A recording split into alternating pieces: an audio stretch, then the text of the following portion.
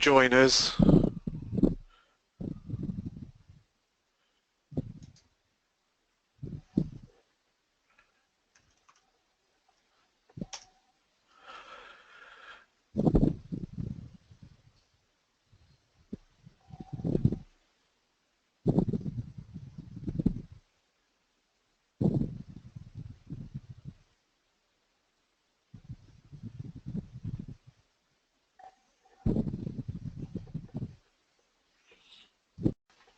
And maybe we ought to get started because we don't have that long. So this is me, Steve Outram, saying big welcome to you. And as you can see, we've got a number of folk with us. Have you all said who you are using the chat box? It might be interesting just to see if you can use that by saying hello again. And what we'll do is one of us will always be looking at the chat box as we go through the hour to pick up any questions that the person talking might have missed. Hello, Barbara.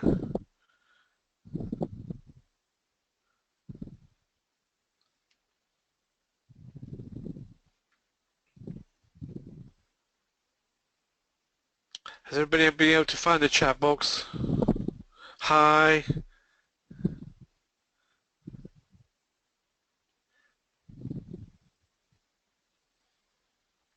Hi, Laia.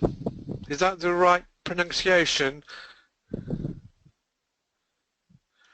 Oh, blimey. Thanks.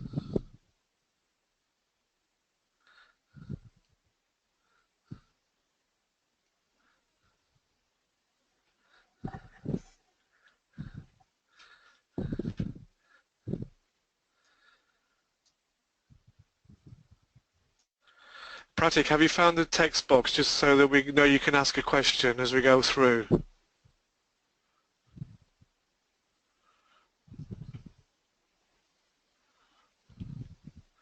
Great, let's get started. So welcome to the first of the Cohort 2 clinics. And really it's a question to say, how are things going, how are you getting on, to perhaps run through the program a little bit more, and more importantly to pick up questions that you might have. I've got the handbook in front of me, so really it's to move into the what's expected. And first of all, to reiterate the values that we're working to, because we really do want to try and get you, to encourage you to incorporate those values into your narratives. So it says participants must show within their portfolios how their work is informed by, and there's 5 bits, a developing understanding of how people learn, whether about themselves or their engagement with the wider world.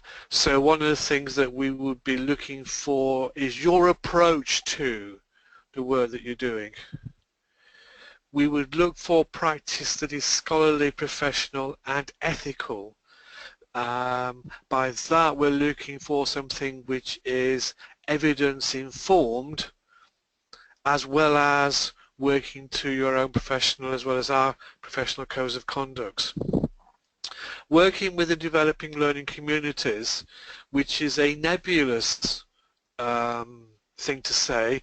One of the things that I will do is I'll put in into the resources bit on our shared website, but open to nobody else, a nice little monograph on building communities of practice, which I hope you find useful. And valuing diversity and promoting inclusivity, of course, as well as continually reflecting on practice to develop ourselves, others and processes. So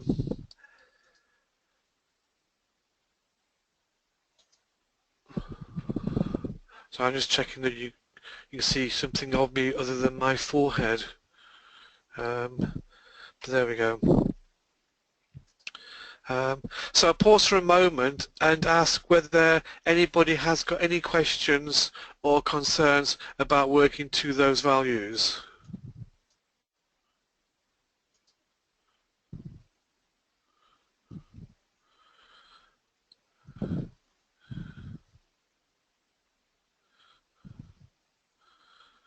Thanks, Cassie. Just saying, please unmute yourselves if you do have a question.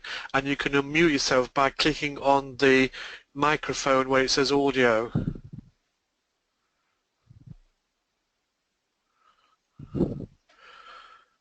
Okay, so by that I will take it that people are okay with the values. Core outcomes include, on completion of the award, you will have demonstrated, stress demonstrated,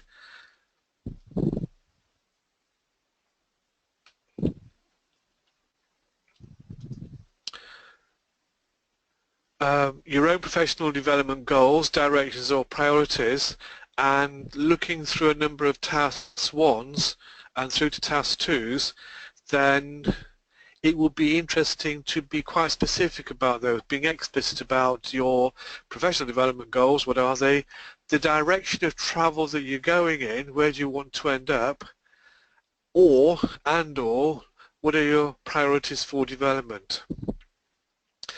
Plan for your own CPD, and that really is have a plan. Undertake appropriate activities. What are those activities that you're going to undertake, as well as having a review of your own development and practice. Specialist outcomes to reflect on the nature and the limits of the personal academic tutoring role. This is an awkward one because you want to be able to demonstrate limits and weaknesses, if you like, for want of a better word, at the same time as not putting all the evidence in your portfolio that you're not very good at it. So what we're looking for is something where you think there is a weakness which you can use this program to turn into a strength. And it's that flipping that we really want to see. What is it that you want to particularly get out of the program to make better? And really that's what it's all about for me. It's the Ronnie Bamber thing, to do one thing better, take a deliberate step to do one thing better. What is the deliberate step you're going to take to do something better? Support individual personal career development as appropriate. Apply appropriate personal academic tutoring skills to work with students. What are those skills? Advise and guide students and analyze and apply relevant research and literature. And again, I'll pause there to see if anybody's got any questions about those outcomes and those specific outcomes.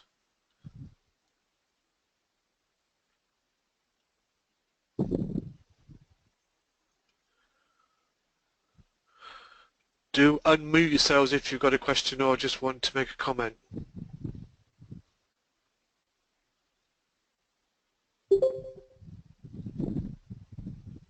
Fine by me, Steve. Good, thank you. On we go.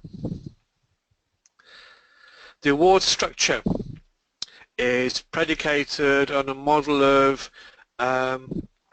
plan to do review, really. So it's where are you at the moment, review it, what you plan to do to make it better, and did it work? And that's really it. And the 5 elements within the program do just that. So it's review your current experience and evidence, tell us a bit about where you are and what you hope to get out of it, plan to do something differently with professional goals, with supporting evidence, do it, undertake to do the thing that you said you were going to do, look for the unanticipated outcomes and effects of what you're doing as well as the anticipated one, and then review how it went and what are you going to do next, and then put all of that together in the narrative, in your program. So I'll go through those again. It's review, plan, do, review, present. Anybody got any questions or concerns about that?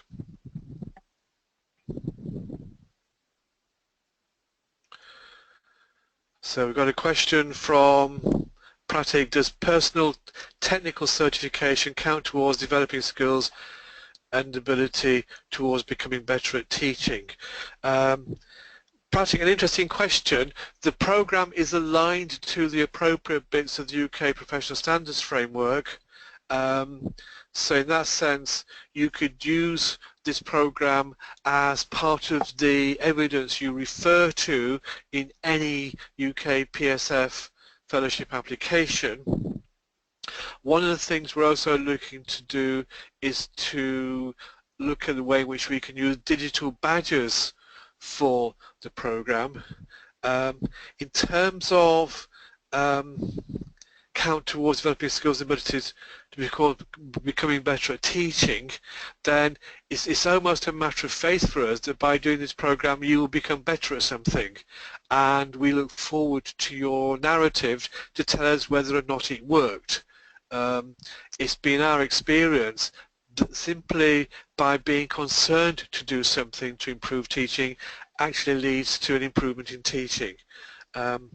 I hope that answers your question, and we can talk about it after the session today as a mentor-mentee thing. Any more questions?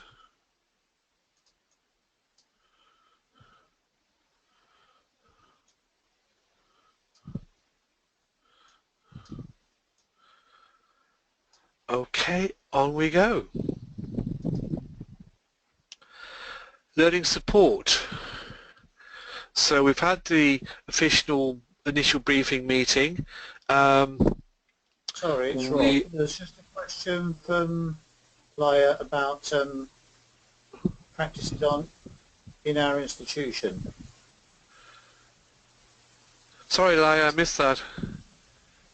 It's just in the chat, Steve. Yeah, we were supposed to refer to the practices in our institute, but I can't see those on site. It's your own institution, Laia.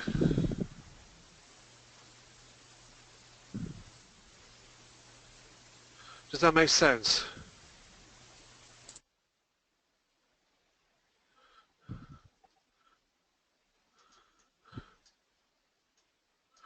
So yes, and we can help with that by pointing you in the direction of, for example, do you have formal policies in your own institution? Does your subject area have particular practices, and so on? And it's a discussion to have with your mentor at some point. Oh, I see, this Hallam's not on our side, okay. And definitely have a chat with Kathy at Hallam about it.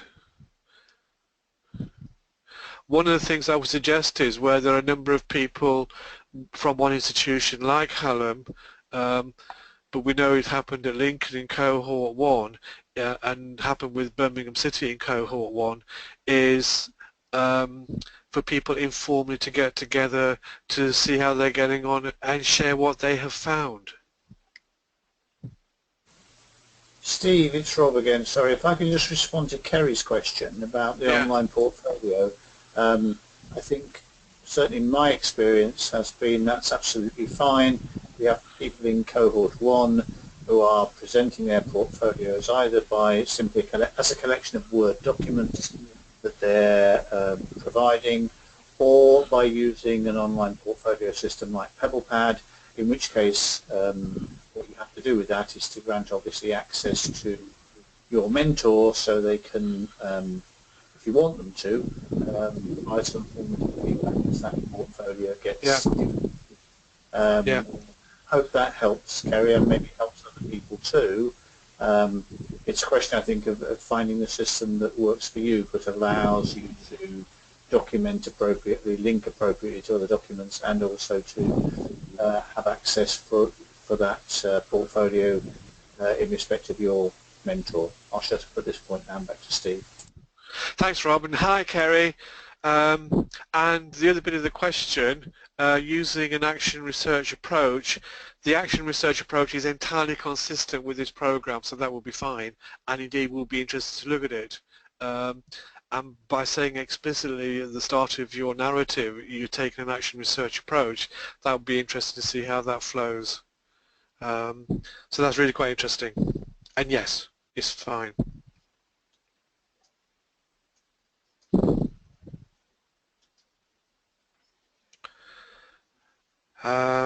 So we've got to a scaffolded series of portfolio pages, which I think Rob's just talked about and added to that. Mentor support, including individual tutor support. Each program member will be allocated a named tutor. Let us know if you still don't know who it is, and all work will receive feedback, including if necessary advice on recovering work that does not initially satisfactorily address the requirements of the award. I just talked about peer mentoring groups, and we have the cohort web pages, and then a load of resources at the end of the handbook narrative. So, and I'll leave it open for colleagues to ask what other questions you might have that have not been covered so far. Feel free to ask anything you like. I can tell you that the weather where I am in Stoke-on-Trent is absolutely gorgeous this morning.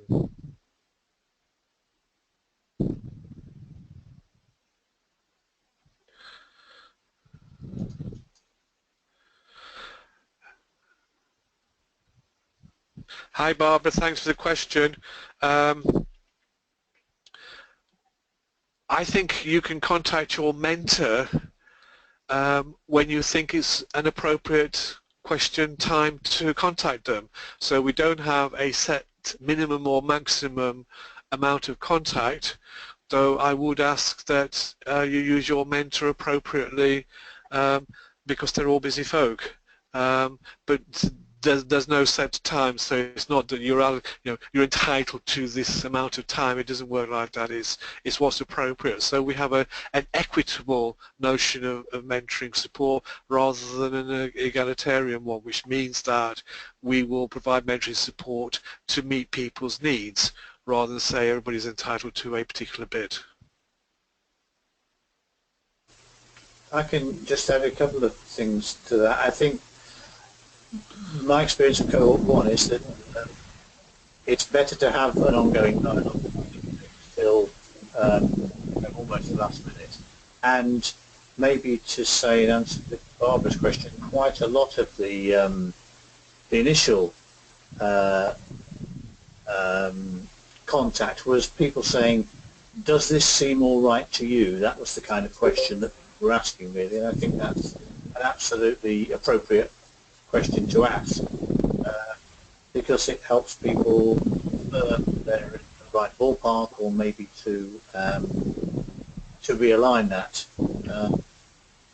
And from the people I'm working with, I'd be happy to receive bits and pieces, and I would aim to offer some written feedback, though probably quite short, or have a telephone conversation or a Skype call sort of within a few days if we can fit that in. Because you need the feedback having sent the stuff over. Thanks, Rob.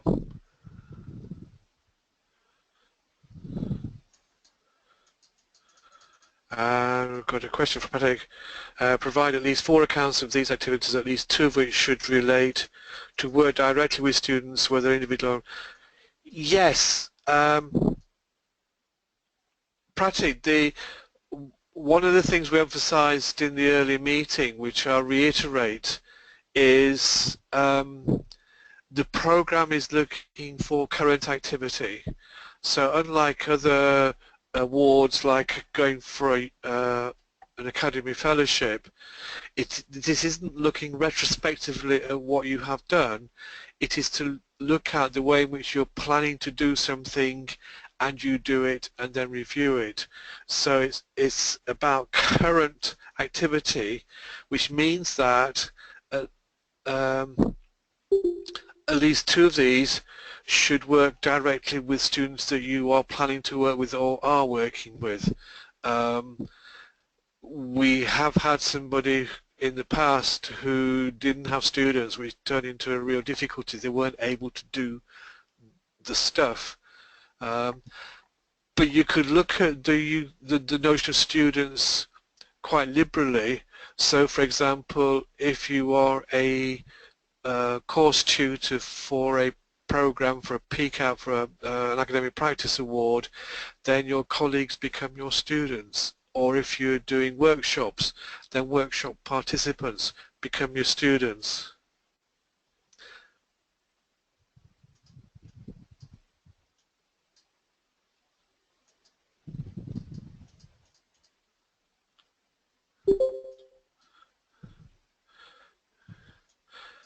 And I agree, Kerry. So yes, we will find ways in which you can be put in touch with others so that you can work supporting each other. Everybody has access to the mail base, so in a sense there's the opportunity to talk to other people in the group directly.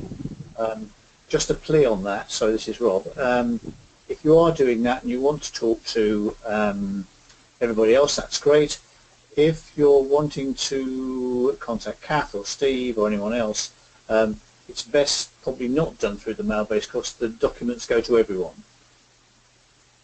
So there's some individual contacting that can be done. I think there's a list and we can provide individual email details if you haven't already got them.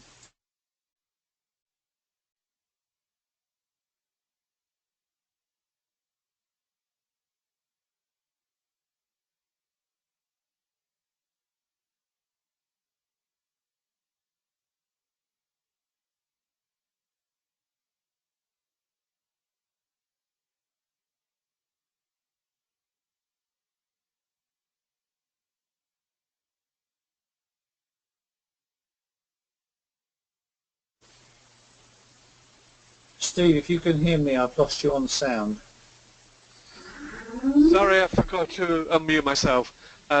Pratik, in terms of answering your question about the 4 activities relating to task 1, then it's a difficult question to answer without knowing what you put in task 1, but as a rule I'd probably say yes, because the whole program should hang together, it should cohere, your task should cohere, as well as having individual bits to it.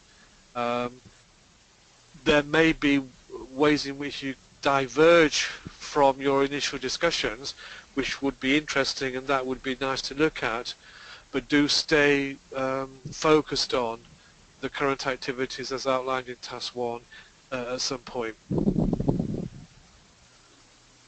So some digressions would be interesting, but yeah, the 4 accounts should in some way come back to the overall task 1 and what you want to get from the program.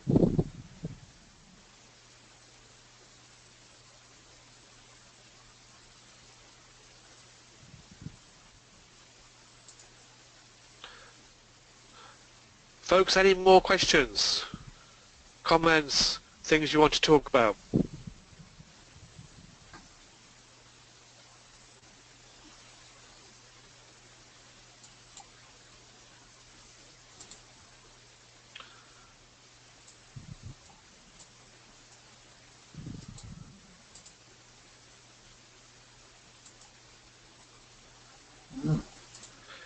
Yes, Lynn, there's absolutely no reason why you shouldn't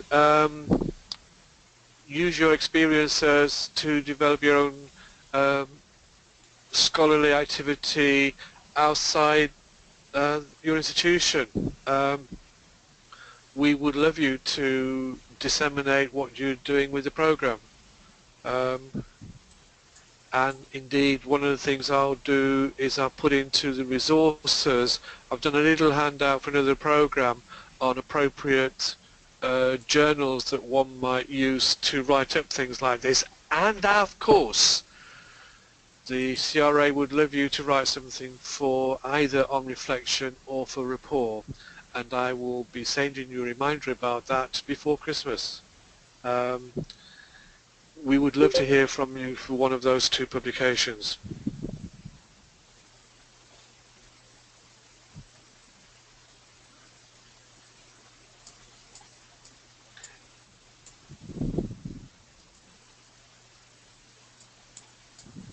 Yes, I'll add the list to the website.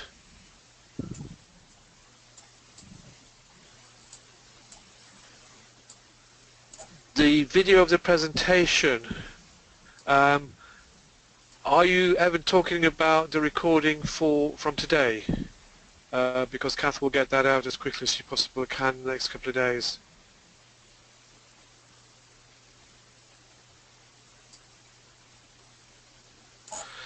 Thanks, Kerry, for telling people about the UCAT conference.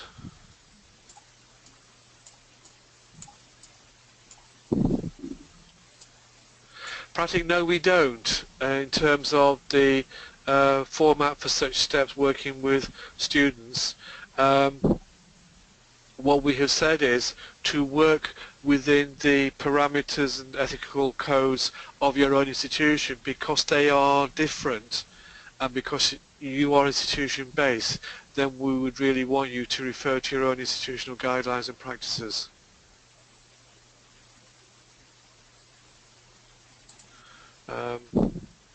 Maybe one of the things one can do through a peer support group is to share such guidelines.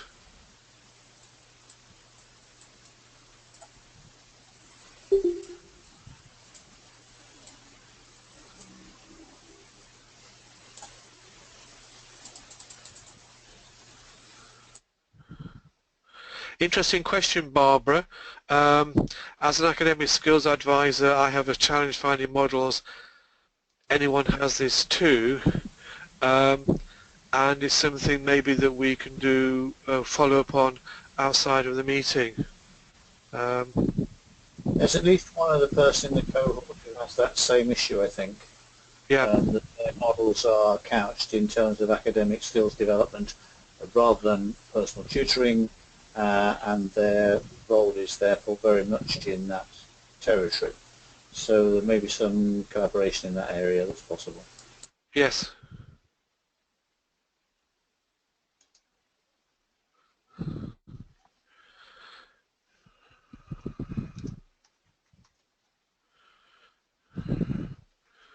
I'm just replying to...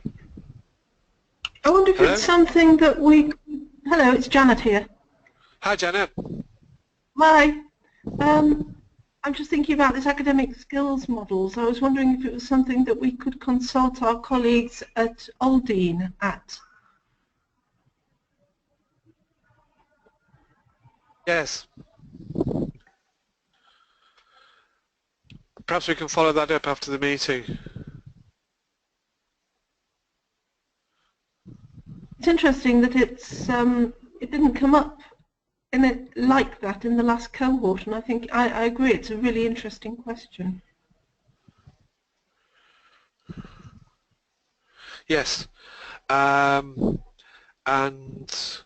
definitely something that we should follow up.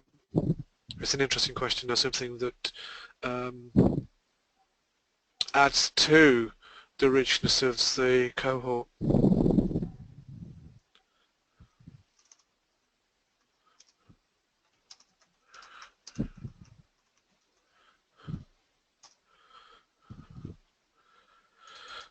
Going down.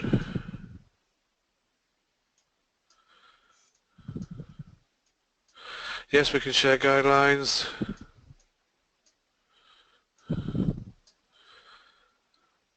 Hi, Leah, again.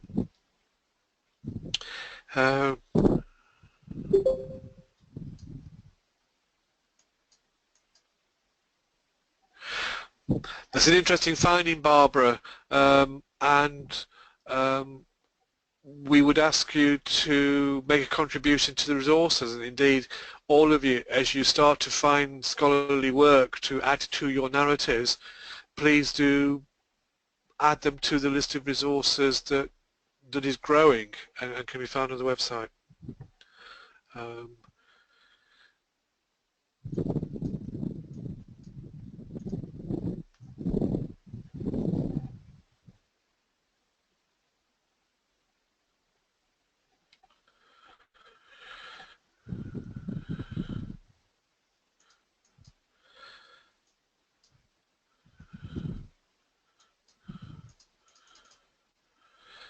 I'm just trying to find the deadlines as well. Rob, have you got the deadlines with you? I haven't got them in front of me. They're on the presentation that is that was done online as a precursor to this one. If you just bear with me for 10 seconds, I'll tell you what they are. They're not in the handbook. Kerry is quite right, because the handbook is currently a generic document rather than a specific document. Okay, so they're... Can you hear me okay? Yeah. Okay, they're suggested because clearly people will be progressing at slightly different speeds, but we suggested in the initial documentation that if you could think in terms of reviewing the current position and constructing a first draft plan by the end of December, that would be getting you in good shape. And bearing in mind that you could then send that into your mentor for any comments you want to receive, but also we called it a micro review, but also just to note that you might have thoughts about your own institutional practice that you wouldn't necessarily want to see reflected in a discussion with your head of department. That's your decision. We won't be sharing stuff within your institution with anyone else. The exception to that, I think, is Sheffield Hallam, where there's obviously an internal mentoring scheme. So that's the end of December. We suggest review of plan, get the doing done by towards the end of April, which will allow the final portfolios to be submitted by the end of May, and you to get your feedback, summative assessment feedback, and us to confirm the outcomes by the end of June, so within the academic frame of the current academic year. We'll put that information perhaps out again so that people have got it to hand.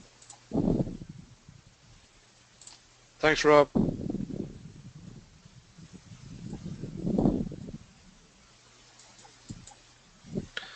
So, any more comments, questions, suggestions?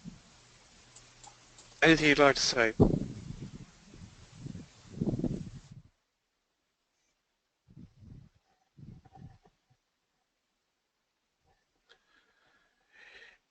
In which case, I suspect we've come to an end of our deliberations. Oh, no, there was a question. Barbara, I'm pretty sure, Rob will tell me if I'm wrong, that we do not need your line manager's signature for you to participate on this course. And that's my understanding.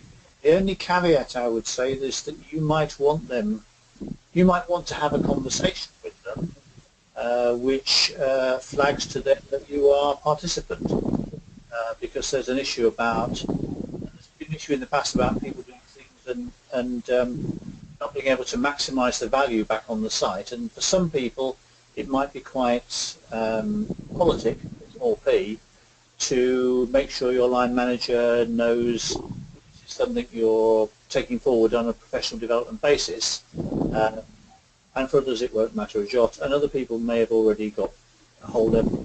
So it's not essential. The question is it useful to you, and you might want to make them aware that you're doing a program for the award, because it will be something which potentially will be of value for them to know about.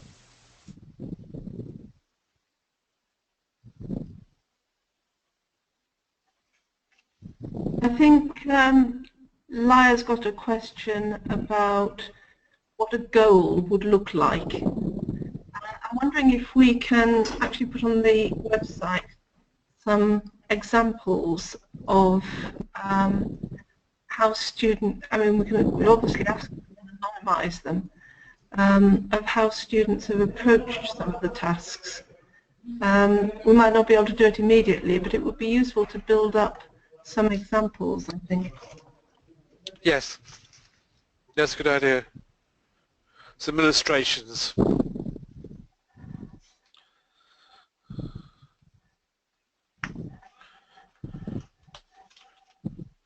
I'm just making a note of all of the things to follow up on. Um,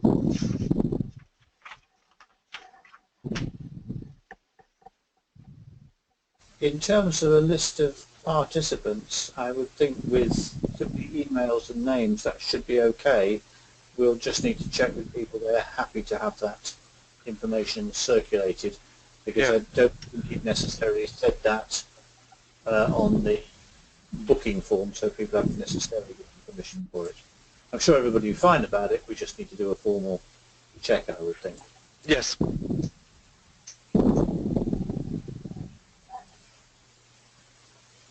Barbara's question, I think, about sending information, I think it goes back to the issue about Kerry's issue about how to present the work, either with through a portfolio system like Pad, or by simply emailing documents. Shared Google documents would be equally fine. I think it's whatever works for colleagues who are undertaking the award, which basically allows us to have a relatively straightforward access. Barbara, I know that you use Google Docs because I've had a look and made comments on the task 1 that you sent through. So as your mentor, I'm happy to receive things by email or through Google Docs, whichever suits you best.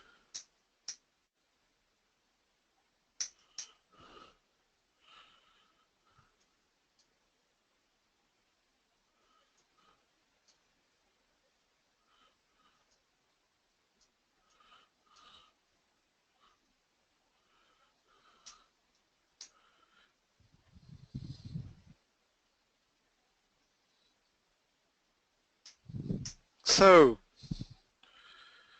sounds like an auction, doesn't it, for the 3rd time? Any comments, questions, ideas?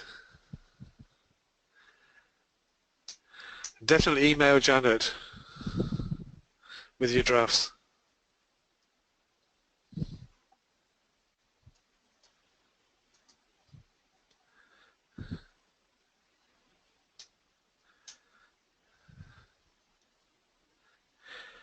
In which case, we really are probably come to the end of our business. And unless there's a question in the next 10 seconds, I should say thank you very much, everybody. The time has flown by. That was fun. Thank you very much indeed. And I hope you have a good lunchtime and enjoy the rest of the very sunny day. Stay warm. Thanks, everybody. Bye for now.